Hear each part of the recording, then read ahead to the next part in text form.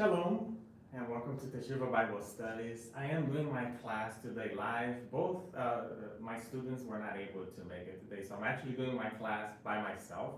But that's okay, they'll be able to watch it online later. And if you're joining us online, welcome to Teshuvah Bible Studies.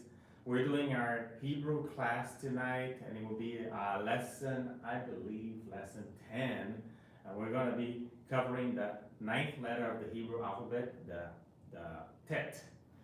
So before we start, let's go ahead and review last week's lesson. And also I want to start with a prayer.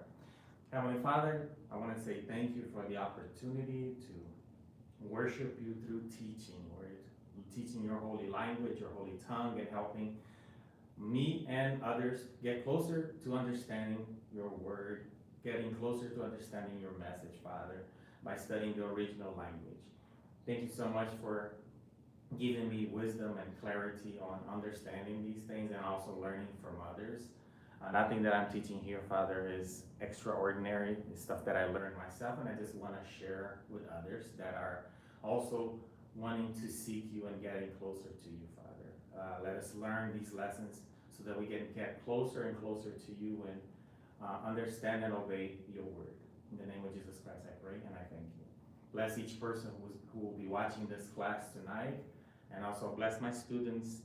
They are probably traveling because of the holidays and they weren't unable to come tonight. So I just ask for your blessing upon them wherever they may be, and also that you help them have a safe holiday when we come back in January next year.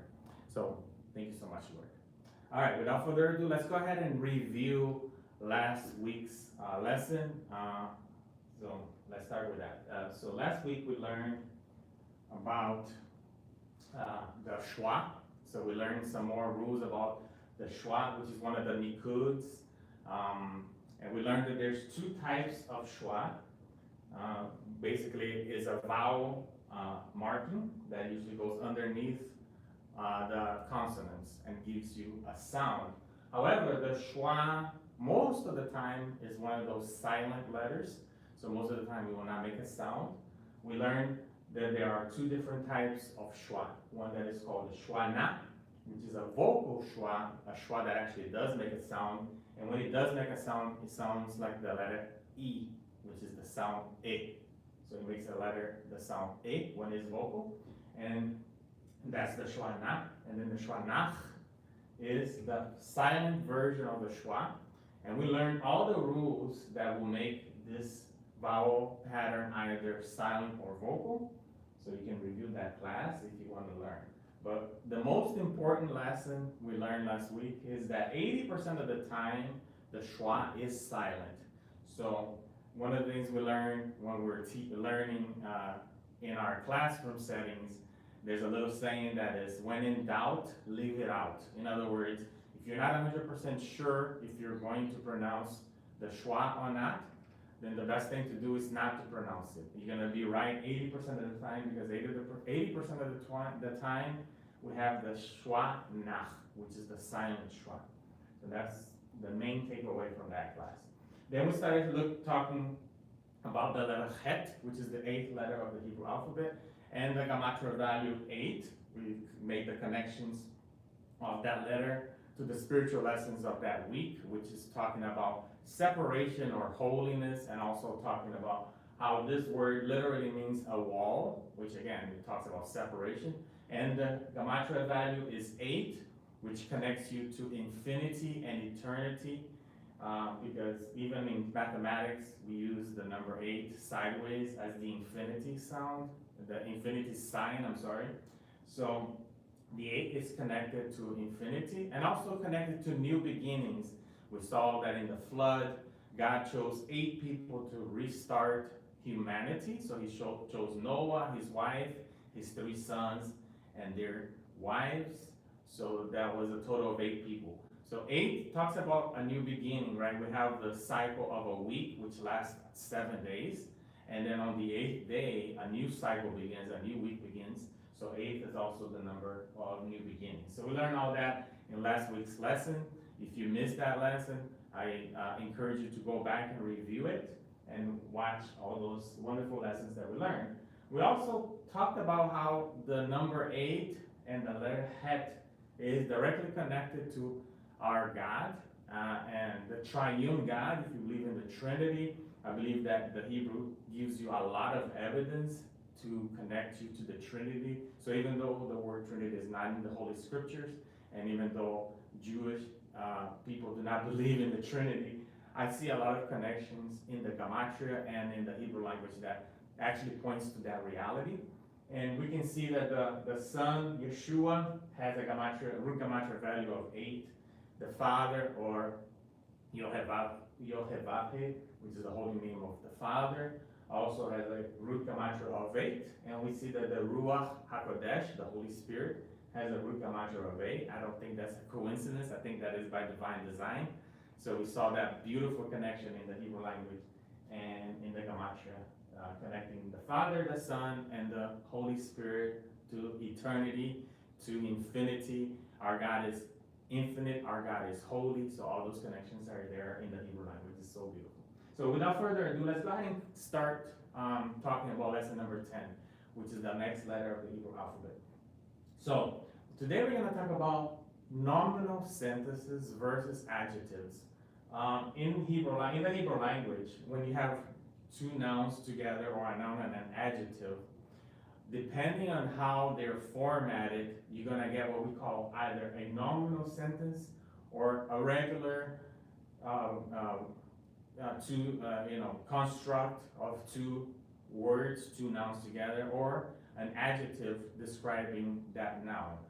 And the way we learn if it's one or the other is by how they are equal in definiteness, and that's what we're going to talk about today. So we're going to learn about nominal sentence. This is a very important lesson. It is a little bit tricky when you first hear of it, but again, everything that we're learning here in this channel is exposure.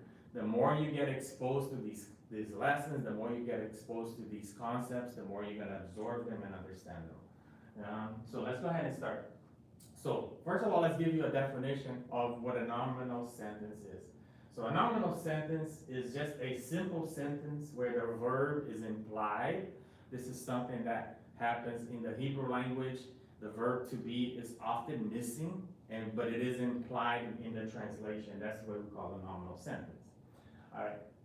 So the duality comes when in the proper translation, the proper way to translate it, because also another thing that we're going to talk about, the letter Tet, which is the 9th letter of the Hebrew alphabet that we're going to discuss today, is the nature of duality, where something can have two meanings depending on how the context is given and how you translate it. So today we're going to learn about duality as well. So here there's another example of duality, right? We're going to learn that if the definiteness matches, then the translation is a noun plus an adjective. And if the definiteness does not match, then the translation is a nominal sentence with a verb that's implied.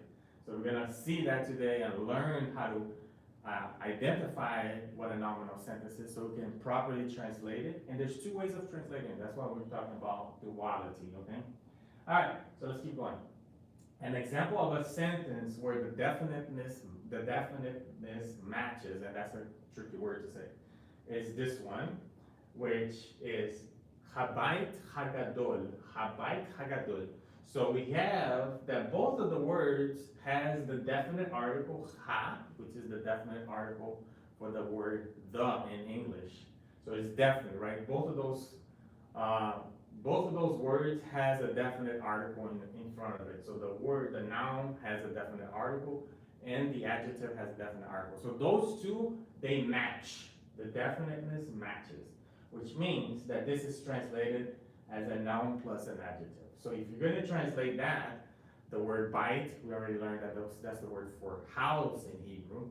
So habayit is the house, so it's definite. It's not talking about any house, it's talking about a specific house.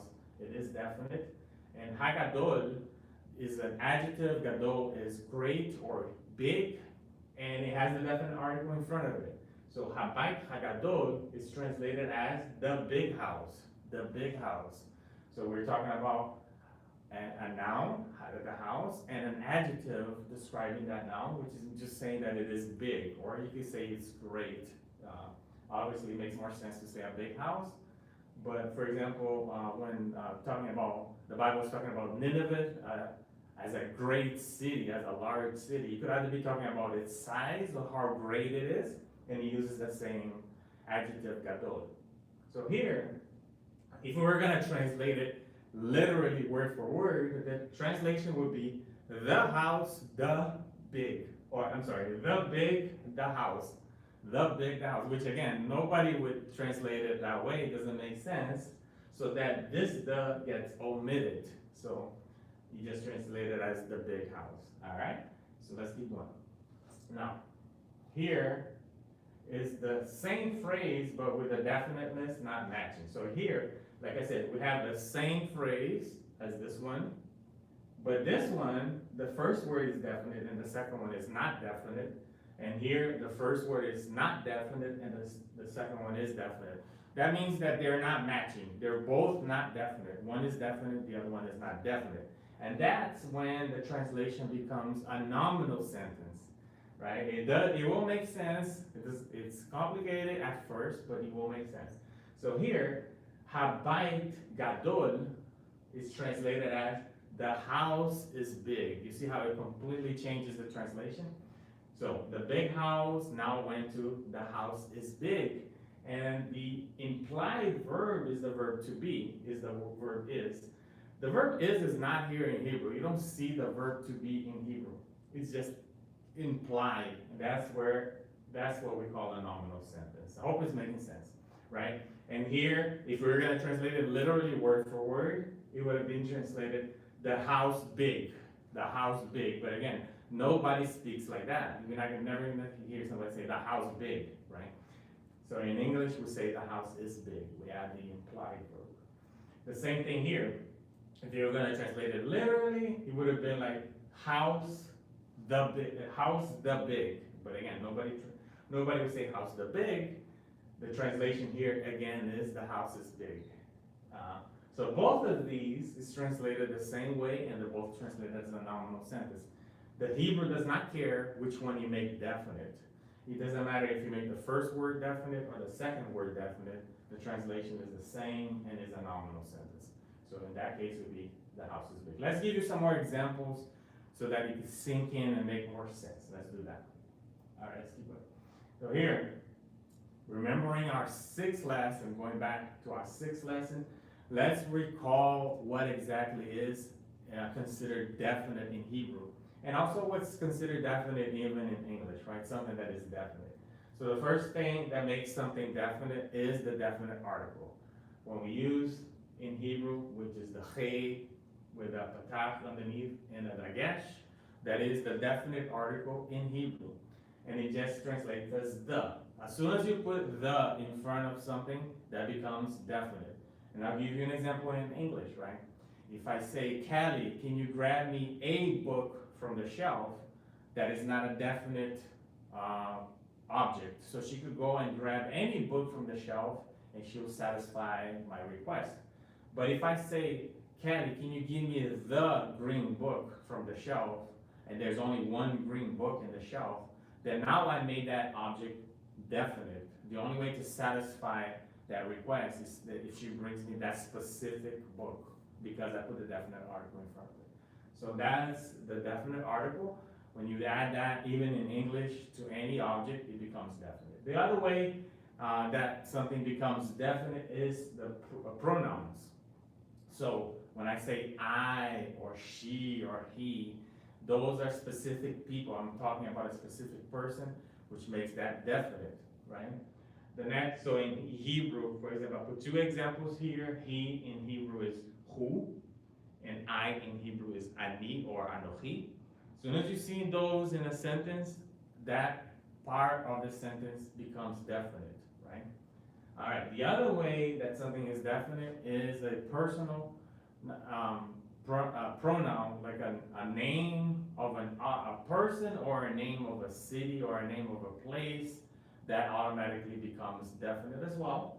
So here I use the example Yerushalayim for Jerusalem, that's definite, and David for David, that's definite. So as soon as I say David is doing something or David is great or whatever, David is the definite part of that sentence, right? So if I, again, using the example that we used earlier, if I say David Gadol, David is already automatically definite, Gadol is not, so I'm saying David is great.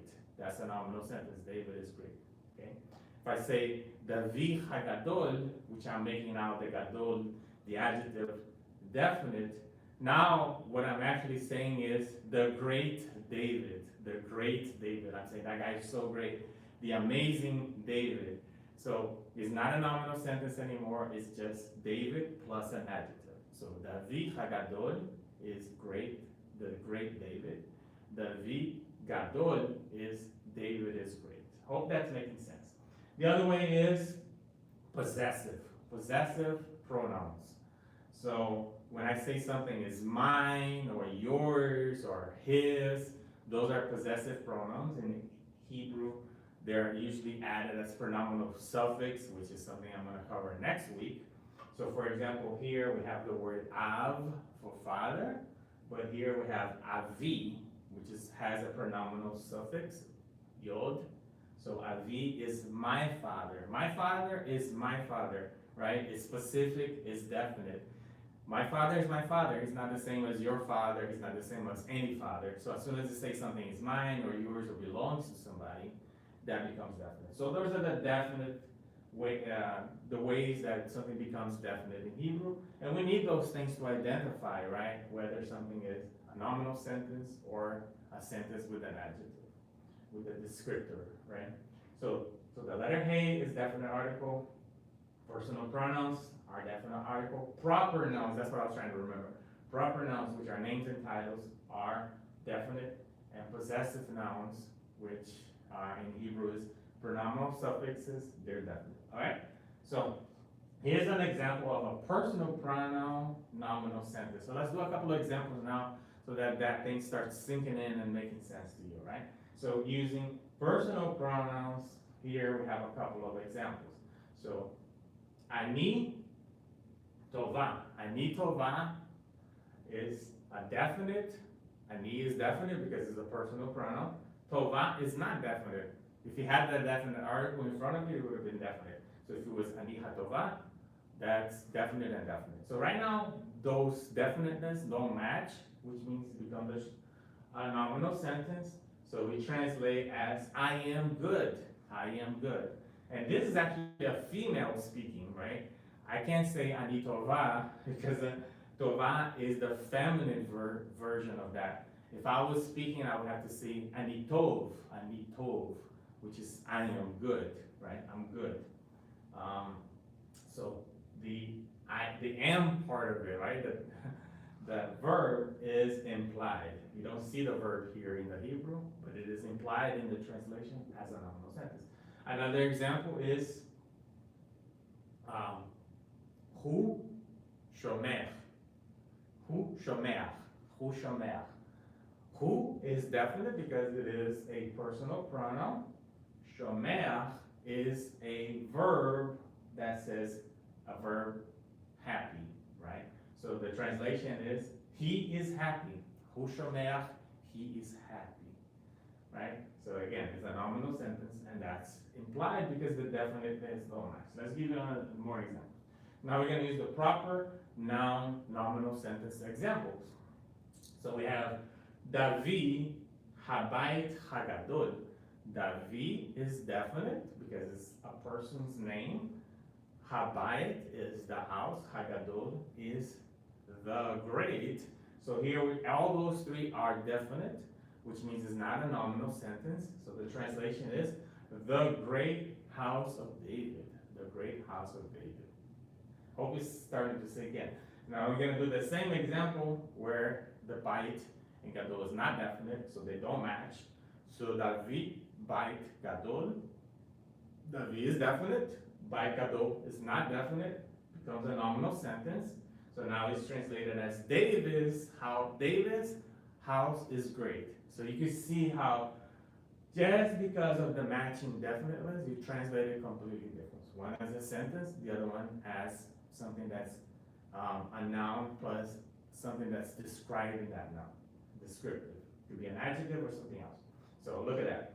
David Habayit Hagadol, the great house of David, or David Bait Gadol. David's house is great. So we have those verbs implied. They're not in the Hebrew, you don't see them in the Hebrew, but it's implied that it's there when you translate. All right, hope it's making sense. Now let's do an example of possessive noun. Again, something that belongs to somebody or someone, right? So here we have Torecha, Torecha Tova, Torecha Tova. Torecha is, the root word here is Torah, right? Torah is God's word, sometimes translated as the law, the Pentateuch, the first 5 books of the Bible, Torah, right? Torecha, Torecha is your Torah. Torecha is your Torah. So it's saying this Torah that belongs to you, obviously we're talking to God. Tova is great or good. So the translation is your law is good. Your Torah is good. Right? It's a nominal sentence. They don't match in definiteness. The first one is definite, the second one is not. Now the same example with both of them being definite. Torecha Chatova. Torecha Chatova. We made that one definite as well. So they're both definite and they match. So now it's no longer a nominal sentence. Basically saying your good law. See how it completely changes? And it's like, it has that duality, right? It's completely different. Just based on how the words are displayed, definite or not definite. So again, Torecha Tova is your law is good. Torecha Chatova, making both of them definite, is your good law. I hope it's starting to make sense and starting to sink in. That's all we're going to cover today as far as grammar lessons. Because again, there's a lot that we need to learn, but every week we learn a little bit and we start building on top of each other so that these lessons don't become overwhelming, but at the same time you're learning something new every week that hopefully you're able to let it sink in and it becomes part of your knowledge. All right, so let's go ahead and talk about the 9th letter of the Hebrew alphabet, the Tet. So let's go ahead and talk about the letter Tet. And the letter Tet is pronounced Tet. It is the 9th letter of the Hebrew alphabet, so the order of the letters is the 9th letter, but it also has the 9th, the value of gematria is also the 9th. Like I said, only after we get past the 10th letter, those are going to change. From 1 to 10, they're the same. All right? The sound of the letter Tet is T, like in the word time. Is the letter T, is the modern T. So T, like in time, right? And it is palatal and nasal, the family of the letter Tet. And it's actually, it means good or best, something that is good or best. In fact, we just saw that the word tov, which means good, uses the letter Tet. I think, hold on, now I'm actually confused. I'm not sure if it uses the letter Tet or the Tav. Hold on. Yeah, it does. Okay, I'm sorry. Tova uses because it uses both, I think. Yeah, so the word good and best in good or best in Hebrew, it starts with this letter Tova. We just used it, right? So let's talk about some fun facts about this letter. The letter, the number 9, the gematria number 9 represents truth in Hebrew, in the Hebrew gematria, is the number of truth. But, and we see that the name of the letter itself, how you write it in Hebrew is the name of the letter. It uses both letters that has the sound T in it. The word, it has the Tet itself, but it also has the Tav, which is the other letter that has the sound T, is the last letter of the Hebrew alphabet. And they're supposed to be contrasting of each other. A lot of the words in Hebrew that uses the letter Tet are sometimes like a negative connotation, and the ones that have the Tav are like the positive connotation. A lot of the times we see words that have the tet in them that are actually negative. In this case, the word tov, which is the word for good, uses the letter tet, but there's a lot of examples of that, words with this letter being negative, and the ones with the tav being positive. And we see this in truth itself, right? We're gonna do a little bit of a word study in the word for truth in Hebrew, which is emet. And in the word emet in Hebrew has the word death in it, which is, again, there's a contrasting, it's one of those duality things that I was talking about. So let me write it over here. We're gonna cover it later. But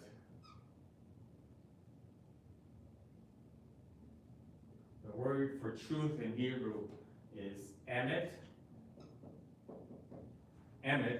right? But the interesting thing is that we have the aleph, which represents God. Aleph, as we learned in previous lessons, represents God. But then the word mot,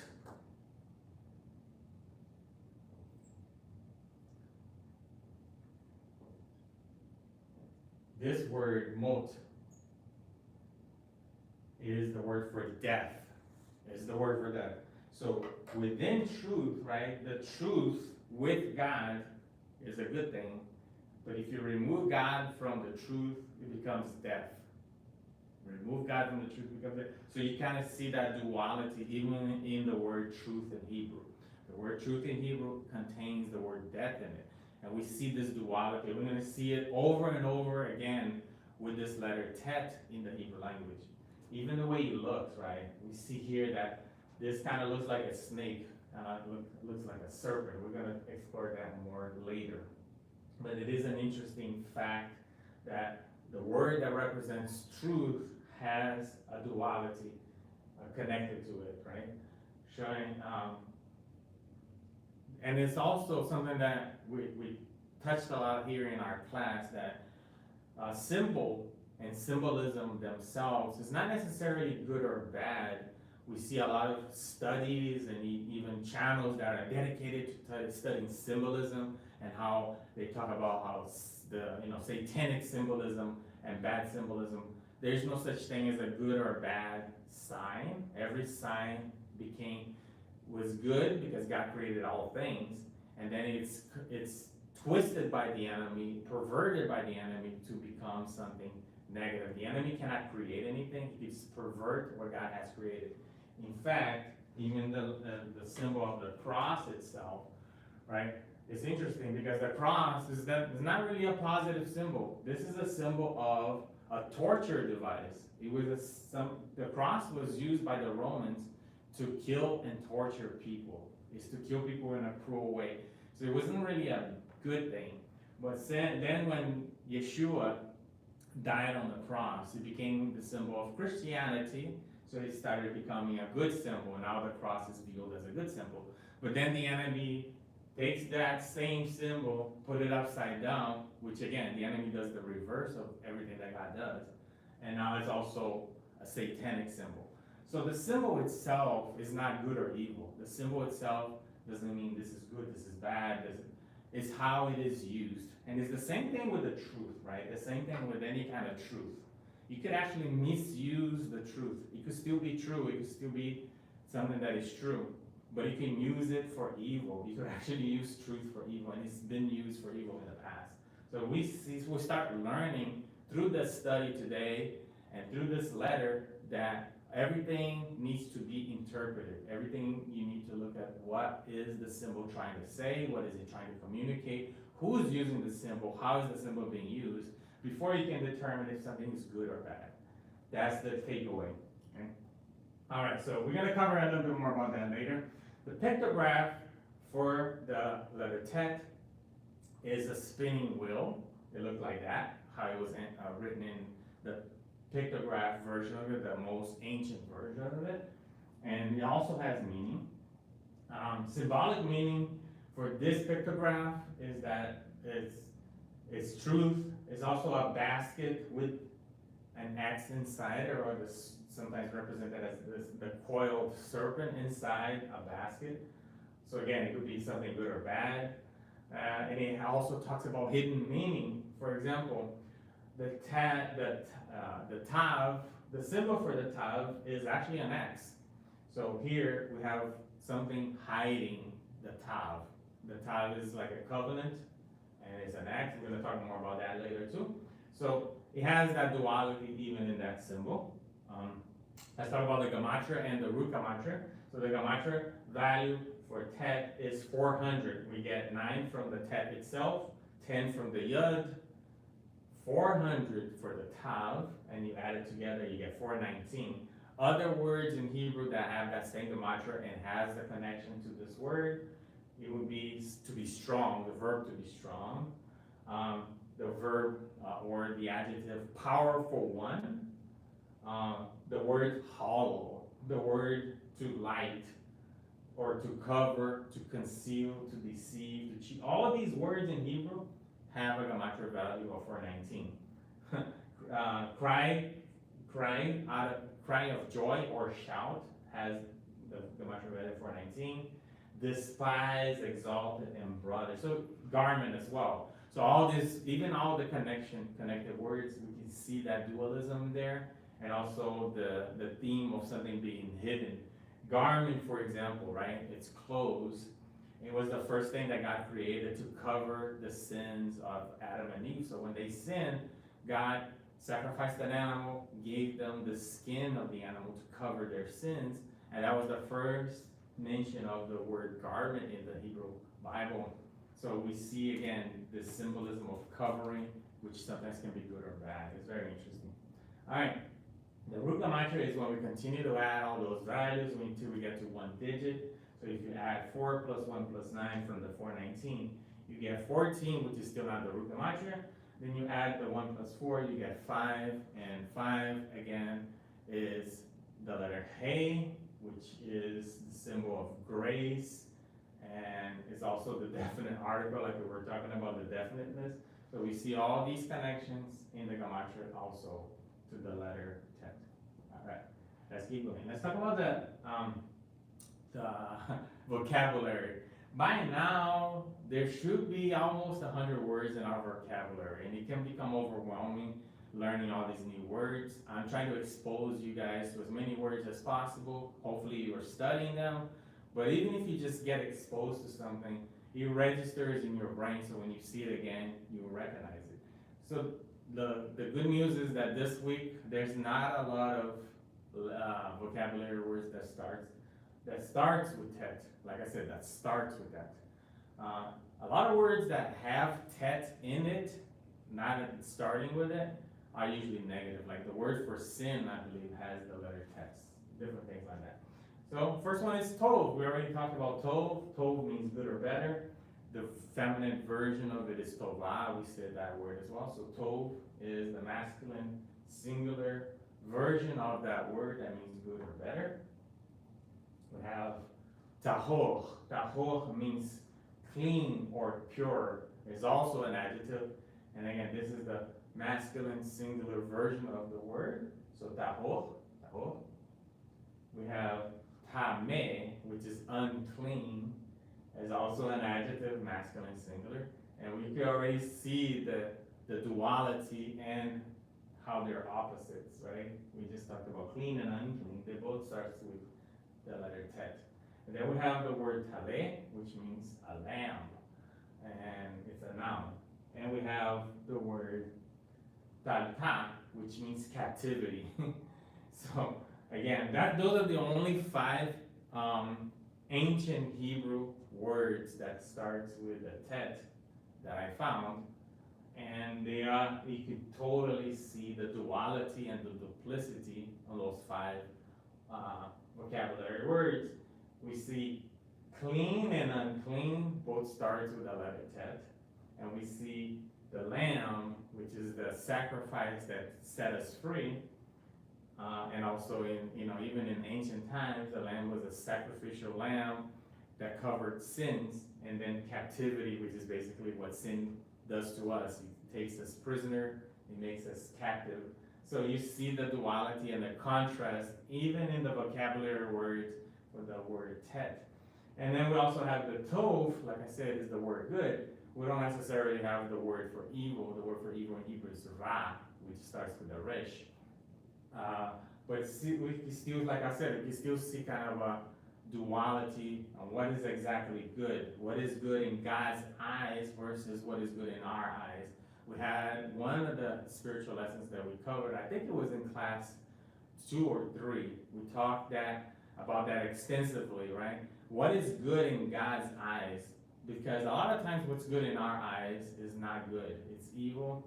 So the way to define what something is good or bad is through God's word and what's good in his eyes. So even there, you see a duality, okay? All right, let's keep going. This slide, I don't want to delete this slide, but I also don't want to take too much time every class, right, in this slide. Homework.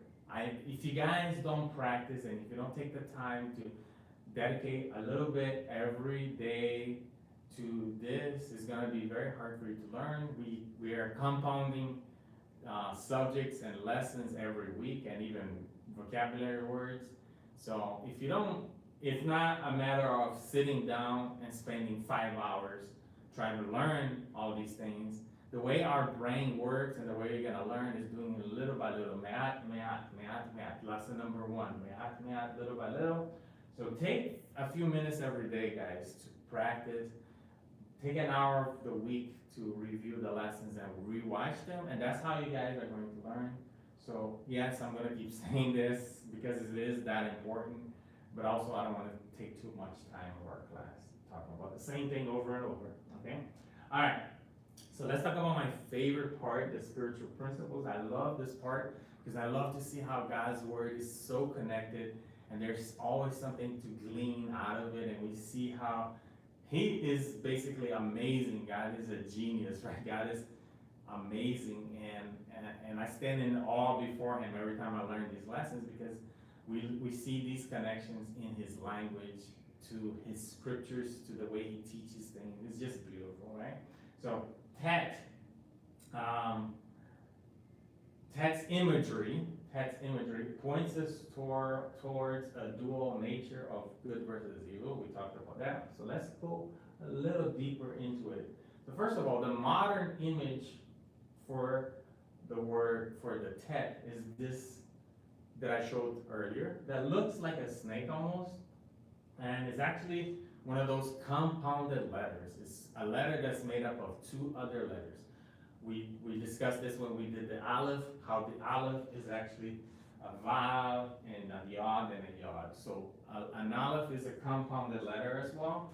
He uses the vav and 2 yods to create it. So you have a vav, a yod, and a yod, creates the compound letter aleph.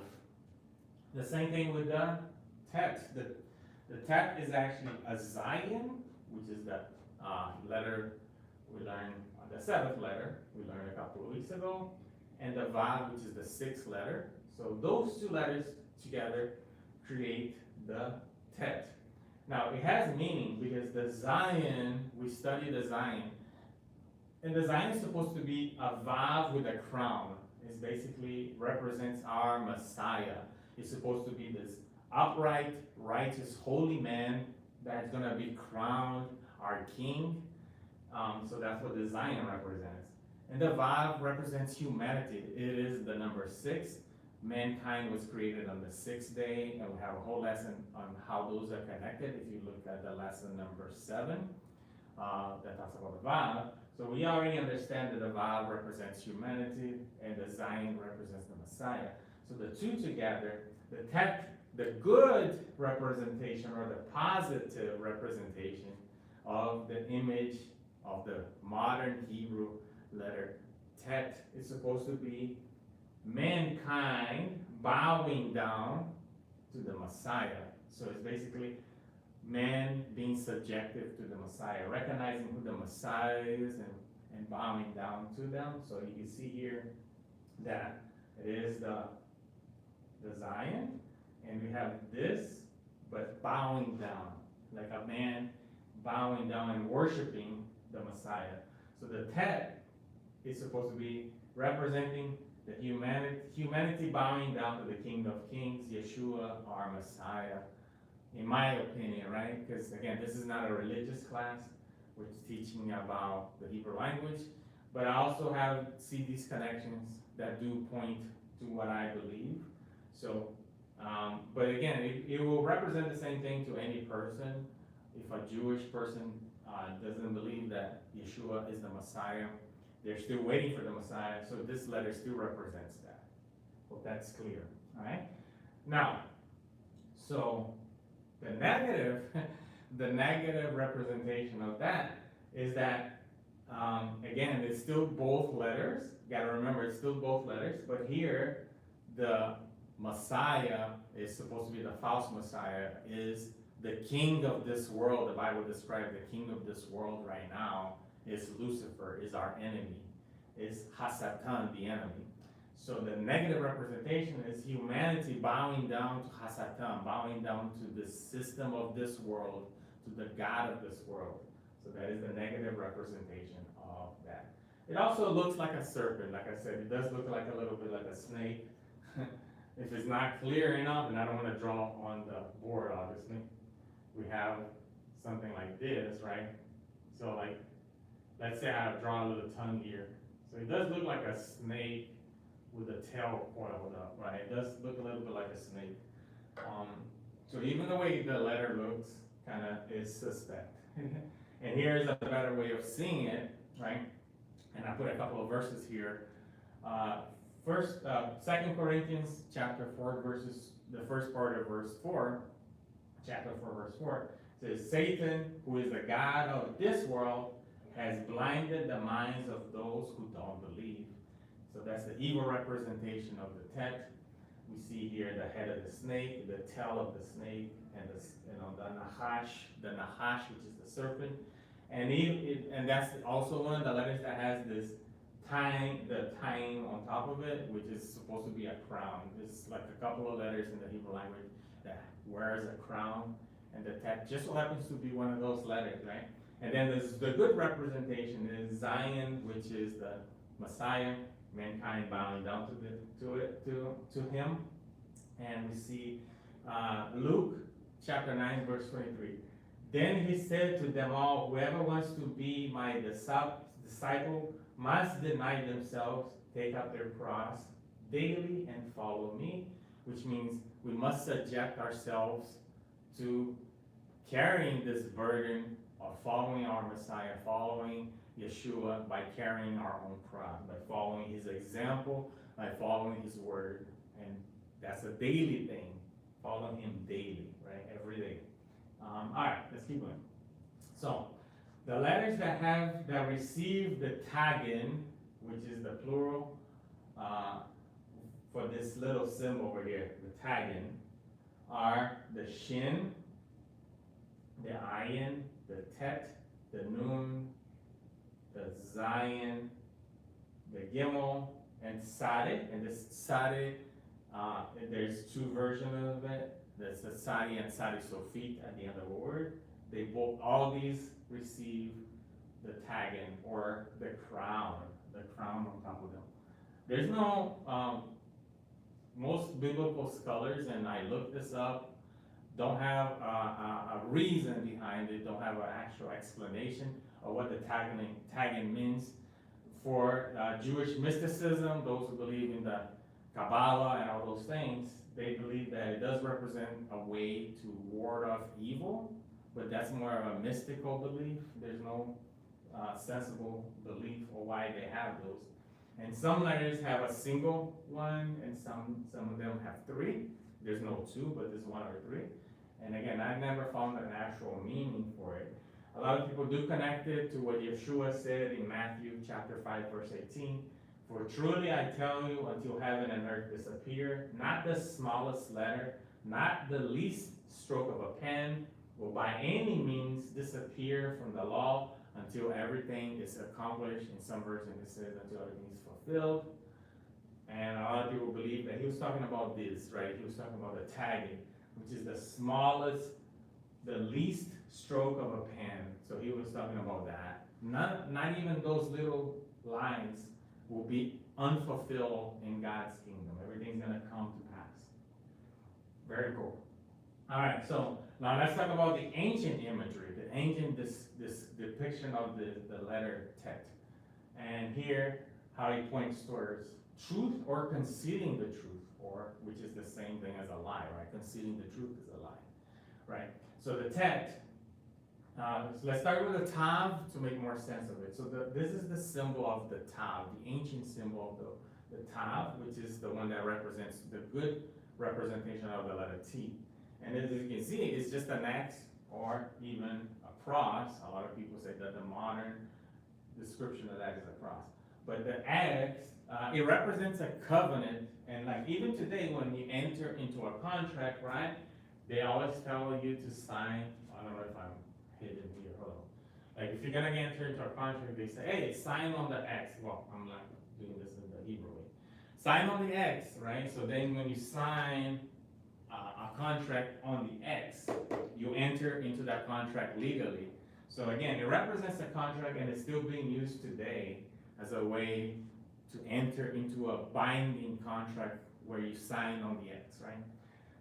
And that's a positive thing. It's supposed to be a covenant, a good contract that you enter between two parties who are willing participants entering into that covenant.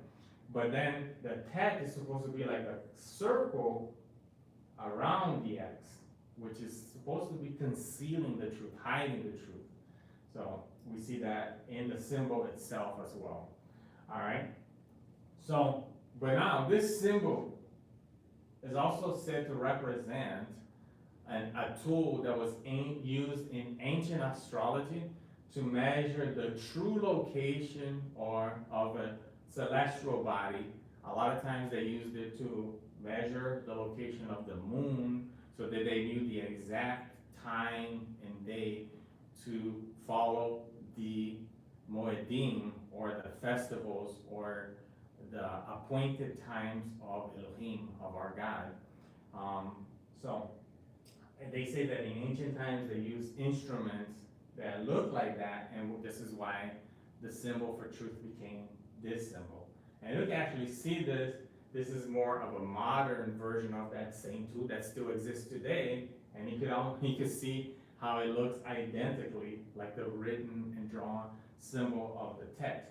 And this is how they did it. They used this instrument to measure from the observer to the zenith to the azimuth and the horizon, and find the location, exact location of stars in the heavens, or the moon, like I said, or any celestial body. It is actually called the azimuth compass or something like that. It's a tool that has that name, azimuth, because that's the way it was used to measure and find the true location of celestial bodies. So you can see the connection there with the truth. The gematria value for emet, we just talked about how emet represents truth in Hebrew. That's the word for truth in Hebrew, emet. And we can see that the gematria for emet is the aleph, which is 1, the mem, which is 40, the tav, which is 400, which adds up to 441. So the gematria value for truth is 441, but the root gematria, remember going back to its root, single digit, 4 plus 4 plus 1 equals 9. So that's where we get the connection of the 9 with the word truth for the gematria. And Yeshua said, I am the way, the truth, and the life. No one comes to the Father except through me, in John 14:6. So the truth is, Yeshua represents the truth. The truth is actually a living being, a living person, which is God Almighty himself, right? So we see that connection as well with Yeshua. Now, interesting about the word emet in Hebrew, every single letter that creates the word truth has 2 legs, right? So the truth is firmly planted on the ground. The truth cannot be shaken, right? The truth has, all the letters have 2 legs, and they're firmly planted on the ground. So we see that, the truth. And also another thing, interesting thing about the truth is that it uses the first, the middle, and the last letter letter of the Hebrew alphabet. That's the word emet. He uses the first, the middle, and which means what? The truth is the full story, the beginning, the middle, and the end. It doesn't contradict itself. The truth tells you is the same at the beginning, the middle, the end. Is the same throughout the entire story. It's not deceitful, and it stands firmly on the ground. It is also in the correct order. Like if you look at the way the word is written, is in the correct order. However, if you look at the word for a lie in Hebrew, sheker is the opposite. Sheker uses 3 letters at the end of the story, and they're out of order. So in other words, the first letter for the word lie is the shin, the second letter is the kuf, and the last letter is the resh. So it's out of order. So the truth is out of order. It's a one-sided story. In other words, if you're gonna lie, you have to make the story one-sided. It's not balanced, it's not consistent. And all the letters that make up the word lie, sheker, they only have a single leg, and they cannot stand on their own. So a truth never stands on its own. We saw that the shin, even though the shin here has that base, right? The shin here has this base. Most of the time when you're writing the shin, you actually write it like this. The shin is normally written like that, right? So you can see that if this was the ground, this letter will fall.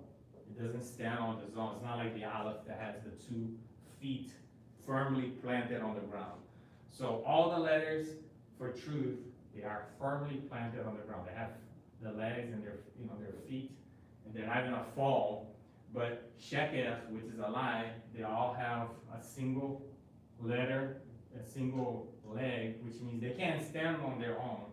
They depend on each other to, these letters, they have to like depend on each other to stand. And that's like, again, the lie can never stand on its own. The lie falls apart, and the truth doesn't. So it's pretty cool, like how you see that in the Hebrew language, and you see those contrasts illustrated in the way the word is written and in the way the word is expressed. It's very beautiful. We could go keep talking about this forever. I mean, I have classes that are a couple of hours long talking about a single word in Hebrew. But I just wanted to show you guys this beautiful connection to the spiritual lessons that we can learn. So the lesson is the truth always stands on its own. The truth is the full story, and the truth is the same from the beginning, middle, and end. And it's in the right order. But a lie is disorganized. It's out of order. It doesn't stand on its own. It's one-sided, and it will not stand. In the end, it's gonna fall. So that's the lesson. I hope you guys enjoyed the class today. If I feel a little bit lonely here, being by myself, but I'm still talking to the audience online, and my students will watch this later. We understand that in the holidays, it becomes a little more difficult to come to class, but hopefully next year we'll start, and we'll continue with the next letter, and we're gonna have, not even the halfway point yet. The next week we're gonna do the 11th lesson, which I guess, halfway point is the 12th lesson. There's 24 lessons, so we're not even there yet. But next week we're gonna do the 10th letter, and again, one of my favorites, and I say this every week, but I hope you're there. If you haven't subscribed yet, subscribe so you get notified when I do the next class. And I hope you guys have a blessed week, and I'll see you guys next week. Shalom, shalom. Take care. Bye-bye.